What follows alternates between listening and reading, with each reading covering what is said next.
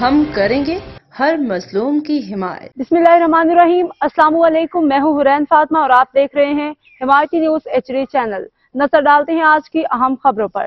خبر شامل کرتے ہیں کراچی سے ہمارے نمائندے گل حسن عمرانی کی رپورٹ کے مطابق نیو کراچی خمیسہ گوٹ انڈسٹریل ایریا تھانہ کی حدود میں غیر ملکی افغانیوں کا ندی کنارے پہ قبضہ۔ راج حاجی ابراہیم خمیسو گوٹ میں افغان مہاجر ندی کے کنارے والی زمین پہ قبضہ کئی پلاٹ قبضہ کر کے مکانات میں تبدیل کر دیے۔ جہاں سے اچھی رقم ملتی ہے وہاں فروخت کر دیتے ہیں، جہاں خالی زمین دیکھی وہاں جھگیاں قائم ہو جاتی ہیں۔ ہماری انتظامیہ پولیس اہلکاروں سے ڈیوٹی تو کرواتی ہے، ڈیوٹی کے ساتھ بھتہ وصولی بھی کراتی ہے۔ پولیس اہلکار جب بھی افغانیوں کے پاس آتے ہیں تو کام بند کرانے نہیں بلکہ لین دین کی باتیں ہوتی ہیں، پھر روٹی اور اسپیشل افغان قہوہ چائے پیش خدمت ہے۔ غیر قانونی بس کام جاری ہونا چاہیے۔